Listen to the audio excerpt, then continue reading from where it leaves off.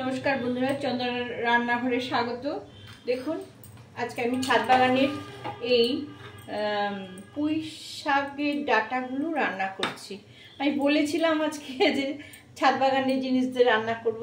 তা পুঁই শাক, আলু, পেঁয়াজ, এটা রসুন কুচি, পেঁয়াজ কুচি মানে কি এরকম মোটা করে কেটে নিয়েছি, আর কাঁচা লঙ্কা, 5 ফোড়ন সোমবারা দিয়ে আদা, জিরে আর ধনে দিয়ে রান্না করব।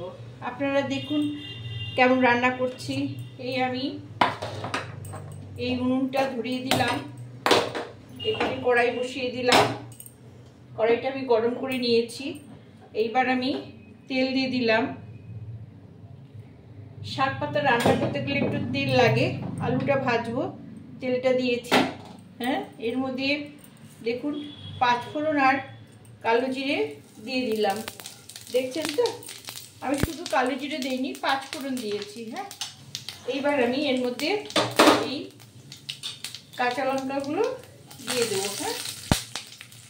কাঁচা লঙ্কা দিয়ে তারপরে আমি আগে দেব রসুন। রসুন ভাজতে সময় লাগে। রসুন এই মাঝখান দিয়ে চিড়ে নিয়েছি 10 কোয়া রসুন। আর 2টো পেঁয়াজ নিয়েছি। এইটা এই রসুন আর পেঁয়াজ কাঁচা লঙ্কাটা একটু ভাজা হলে এর মধ্যে দিয়ে দেবো এই পেঁয়াজ, একটু মোটা করে কেটেছি। এই পেঁয়াজের সাথেই দিয়ে দেবো আলু। একটু আলু বেশি দিয়েছি, নাহলে মাখা মাখা হবে না। এই তরকারিটা একটু মাখা মাখা হলে খেতে ভালো লাগবে। দেখুন, এটা সর্ষে বাটাও করা যায়, সর্ষে বাটা দিয়ে করলেও ভালো লাগে, কিন্তু আজকে আমি পেঁয়াজ কিন্তু একটু এই পিকুলিটা রান্না করছি। দেখুন, এই আলুটা একটু ভাজা ভাজা হবে, তারপরে আমি ওই পিকুলিগুলো দিয়ে দেবো। দিয়ে শুকনো শুকনো ভাজা ভাজা হবে আর মাখা মাখা হবে। আলুটা এই পুঁই শাকের জলে সেদ্ধ হয়ে যাবে। এর মধ্যে আমি এবার সামান্য আন্দাজ মতো লবণ দিয়ে দিলাম। 2 চামচ মতো লবণ, মানে ছোট চামচের 1 চামচ ভর্তি করে লবণ। আর হলুদ দিয়ে দিলাম। দিয়ে একটু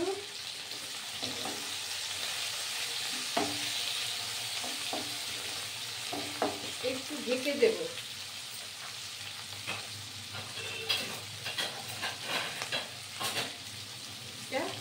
একটু ভাজা ভাজা হবে। 2 মিনিট ভাজা ভাজা হলে তারপরে আমি শাক দেব। আপনাদের পরে আবার দেখাচ্ছি। এটা ভাজা হোক। দেখুন, এই যে মাঝে মাঝে 2 মিনিট না 1 মিনিট পরেই আমি নেড়ে দিলাম, আবার নেড়ে দেবো, যাতে পেঁয়াজটা পুড়ে না যায়। এটা আবার 1 মিনিট আমি ঢেকে দিলাম।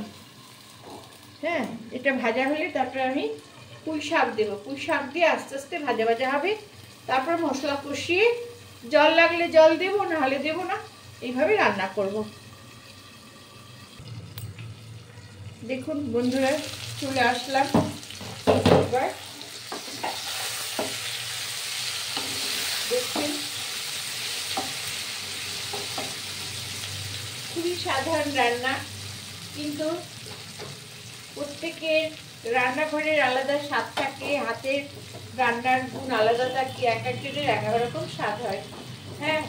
হাতের গুণেই সাধারণ রান্নায় অসাধারণ তৈরি হয়, তাই না বন্ধুরা? তাহলে প্রত্যেকের রান্নাঘরেরই একটা বৈশিষ্ট্য আছে। দেখুন, এই যে এটা দিলাম, এটা দিয়ে আমি উল্টে পাল্টে ভাজা ভাজা করে দিচ্ছি। ও বাবা, চিটপাটি আবার থাকে, আমার এত অভিজ্ঞতা নেই। আমাদের বাড়িতে হয়েছে, আমার তো প্রিয় না। আমি এই যে উচ্ছের দানা, পটলের দানা এইগুলোই খাই না। তবে এইটা রান্না করে খুব নরম হয়ে যায়, খেতে ভালো লাগে। আমাকে খাইয়েছে। আমার আমার যা রান্না করে আমাকে খাইয়েছে। আমি এর আগেও রান্না করেছি, কিন্তু এইগুলো পুঁই ডাঁটাগুলো পুঁই চুলিগুলো বেশ হয়ে গেছে, শক্ত হয়ে গেছে। যাই হোক, ধীরে ধীরে ভাজা হোক, বাদামের মতো লাগবে খেতে। আচ্ছা, এটা আস্তে আস্তে 4-5 মিনিট রান্না হবে। হ্যাঁ, যদি এর পরে আমি একটু পরে, মিনিট 2 পরে আমি মশলা দেবো এর মধ্যে, দিয়ে আবার ভাজা ভাজা করব।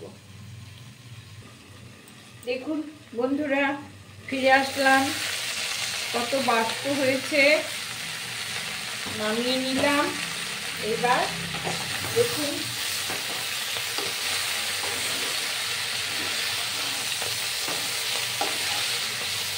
এবার আমি একটু ধনে গুঁড়ো দিলাম। দেখুন জিরে গুঁড়ো দিলাম।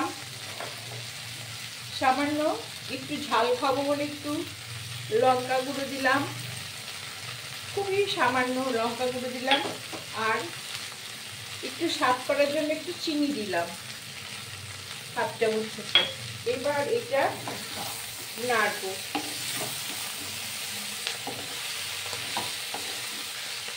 আর দেবো একটু আদা, এটা ভাজা হোক।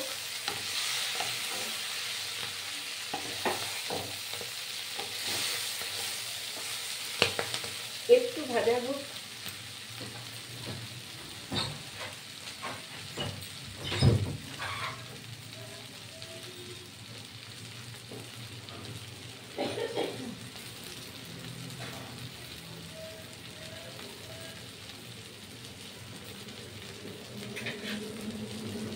দেখুন একটু গ্রেট করে আদা দিয়ে দিলাম গ্রেট করে।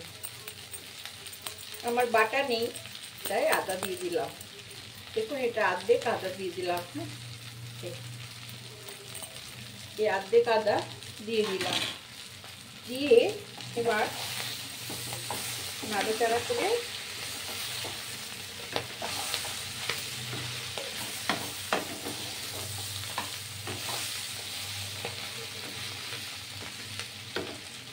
আমার এবার একটু আমি জল দিয়ে দেবো। দেখুন 1/2 কাপ মতো জল দিয়ে দিলাম। দিয়ে আমি 2 মিনিট ঢাকা দিয়ে দেবো।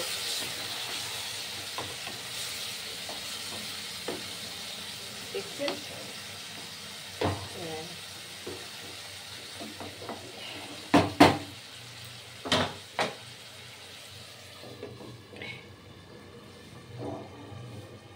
এই পুঁই পাটালিটা আমি একদিন আপনাদের সর্ষে বাটা চচ্চড়ি করে দেখাবো, আরেকদিন আমি ভেটকি মাছের কাটা দিয়ে এইটা আমি রান্না করে দেখাবো আপনাদেরকে। হ্যাঁ, কথা দিলাম এই দুটো রান্না আমি দেখাবো। দেখুন প্রতিদিনই তো রান্না করি, এইসব রান্না করেই তো আমরা মধ্যবিত্ত লোক, মধ্যবিত্ত ঘর, মধ্যবিত্ত সংসার। আমাদের ভালো খেতে হয়, মন্দও খেতে হয়। হ্যাঁ, বুঝে সংসার করতে হয়, সমঝোতা যাকে বলে। যখন যেমন আয় তখন তেমন ব্যয়, এভাবেই আমাদের চলতে হয়। ইউটিউবে বন্ধুরা ভাইরাল হব কিনা জানি না, কারণ অনেক কিছুই ভুল ত্রুটি আমার আছে, কিন্তু আপনারা যদি সাহায্য করেন তাহলে আমি ঠিকই এগোতে পারবো, তাই নয় কি? আপনাদের সাহায্য ছাড়া আমার পক্ষে এগোনো সম্ভব না। মধ্যবিত্ত গৃহবধূ, সারা জীবন তো রান্নাই করে গেছি, কিছু তো করিনি। তো সহানুভূতির সঙ্গে আপনারা দেখবেন, আশা রাখি আমার ভিডিও দেখবেন এবং আমাকে সাবস্ক্রাইব করবেন, লাইক কমেন্ট শেয়ার দিয়ে আমাকে উৎসাহিত করবেন। বন্ধুরা ভালো থাকবেন। শুভ দুপুরের শুভেচ্ছা সবাইকে। যারা দূর থেকে দেখছেন তাদেরকেও আমার আন্তরিক ভালোবাসা ও অশেষ ধন্যবাদ। আপনাদের সবাইকে আমার অসংখ্য ধন্যবাদ। হ্যাঁ, আপনারা আমাকে যেভাবে সাহায্য করছেন না হলে আমি এত দূর এগোতে পারতাম না। অনেক ভুল ত্রুটি করি, বয়সও যথেষ্ট হয়েছে। দেখুন বন্ধুরা, এবার আমি দেখুন খুলে দিলাম।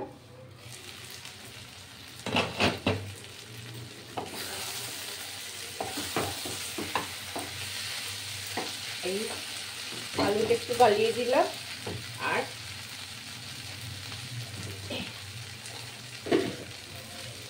সামান্য একটু আটা ছড়িয়ে দিলাম। আটায় আরো ভালো হয়ে যাবে।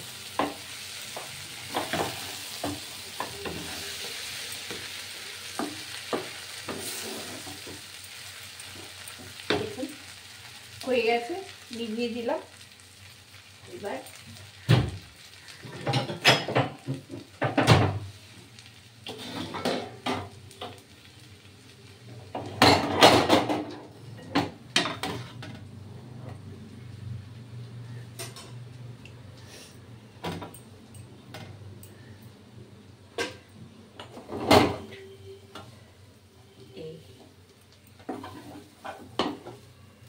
পুঁই পাটালির চচ্চড়ি। হ্যাঁ,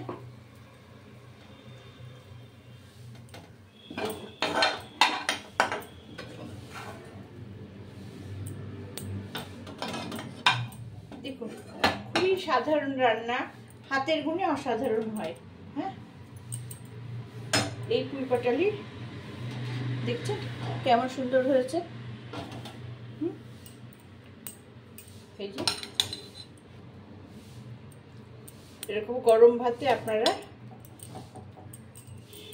খাবেন। হ্যাঁ, সর্ষেতে অম্বল হয় বলে সর্ষেটা একটু কম খাওয়া হয়, কিন্তু সর্ষে চচ্চড়ি এটা এইভাবেই সর্ষের চচ্চড়ি করলে খুব ভালো লাগে, তবে পেঁয়াজ রসুন ছাড়া। কিন্তু এটা পেঁয়াজ রসুন দিয়ে, এটা আর একটা ছেচকি মতন বা চচ্চড়ি মতন। হ্যাঁ, আপনারা এরকম করে বাড়িতে তৈরি করে খাবেন।